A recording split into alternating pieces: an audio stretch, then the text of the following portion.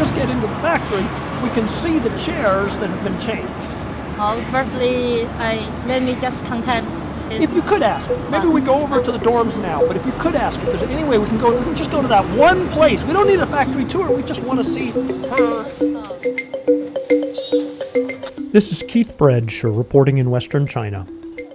Over the past year, the New York Times has focused on the globalization of production of electronic devices, including the sometimes grim labor conditions at factories making Apple iPhones, iPads, and laptop computers here.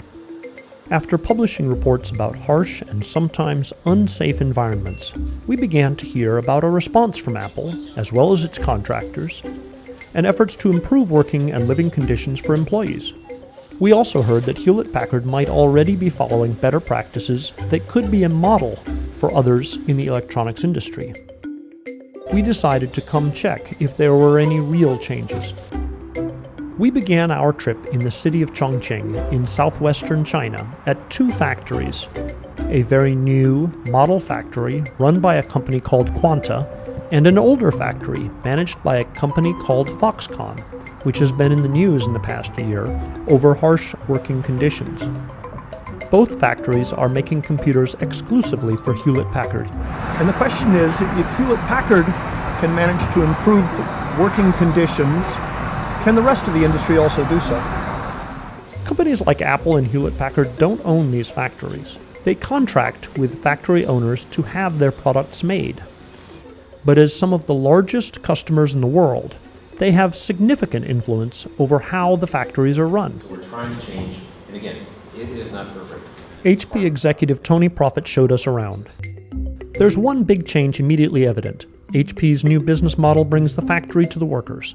Traditionally, factories have been in big coastal cities like Shanghai or Shenzhen, and factory workers came from other parts of the country, usually inland and far away. HP's factory in Chongqing is different. They built where potential employees live, and the factory does employ many locals. This allows workers to go home and see their families more frequently. I'm a local from Chongqing. We have 2 days off each week. We can go home every weekend since our home is near. Ah, your mother must think you are a good daughter. Yes, every time I come home, my mother is very happy. I used to work in a different factory, and they let me work overtime, so I would make more money and have more savings. So why did you move here? Because my home is near here. We visited assembly lines as well as recreational and dormitory facilities. The facilities for workers at Quanta looked like some American college campuses. Workers have access to free food, internet lounges, a martial arts gym, and even 2 karaoke bars. The dormitories also include venues like bookstores, a pharmacy, and a hair salon where a cut costs a little over $1. You now have about 13,000 workers at the factory here, and they're expanding. They're preparing to have 40,000 workers here, all of them making computers for Hewlett-Packard. Quanta and HP allowed us to spend roughly 8 hours walking anywhere and filming anything we wanted. They had warned us in advance that they might try to block us from filming, but in the end, we had full access. Now we're traveling on the high-speed train from Chongqing to Chengdu, from the Hewlett-Packard operations to the Foxconn operations for Apple. A fatal explosion took place there that the New York Times described in an earlier installment of the iEconomy series. One of the things we're going to try to do today is to follow up, to find out what changes Foxconn has made and what challenges lie ahead as Foxconn and Apple say they are trying to improve working conditions. We're at the Foxconn factory now in Chengdu in western China. It has 160,000 workers, and its most famous product is the Apple iPad. The Foxconn factory here did not allow us to come in, much less roam around freely. The 5 people we initially spoke to at Foxconn were pre-screened by the factory, and we had to interview them in a building just outside the factory gate. There we met Ms. Pugh, who told us that she has received 2 raises this year, and she has seen a change in corporate culture that began in February and March.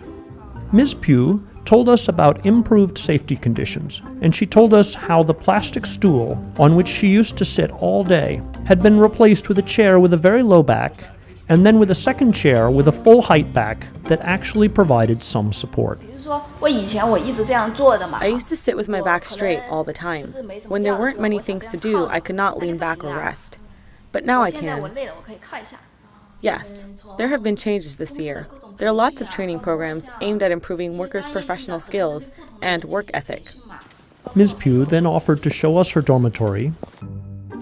6 people live in a single dorm room.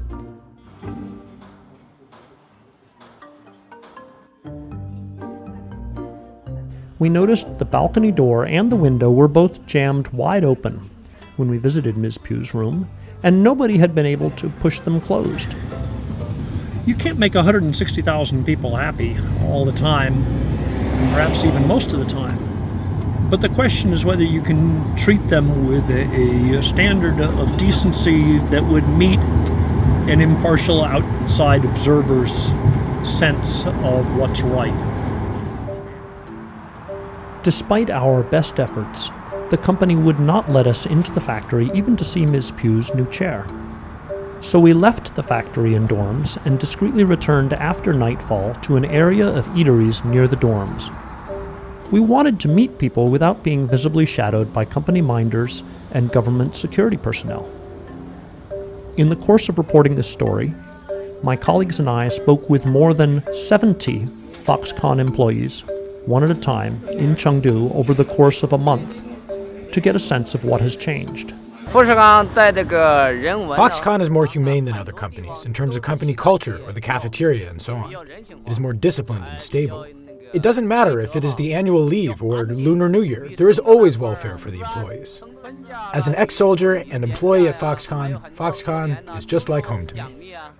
Yet many workers, particularly young men and women in their late teens who grew up as only children because of China's one-child policy, do not want to live under quasi-military discipline. Several workers told us of obscenity-laden harangues by factory foremen at Foxconn when they made mistakes or did not work quickly enough. 2 women told of a friend who had returned in tears to her dormitory and even briefly thought of suicide. They refused to go on camera. Such stories were the exception, however, not the rule. But they show that the Foxconn factory in Chengdu can still be a tough place to work at times. One of the biggest changes this year has been that these factories are limiting the number of hours people are allowed to work. That has reduced overtime pay. But the factories have been raising basic pay. So workers keep overall compensation roughly the same and have more free time. The picture that emerges is one of a company that is making some changes, particularly material changes, but the corporate culture has changed much less. For the Apple iPads, are they being produced yet by workers under conditions that many Americans or Europeans would choose for themselves? Probably not. Are they being produced under conditions that are much better than those 10 years ago in China? Yes. And are, compared to a year ago, a little better, but it's still undergoing change. With Apple and HP contractors employing hundreds of thousands of people across China, the changes that they carry out here could become an example for manufacturers across China. For the New York Times, this is Keith Bradshaw in Western China.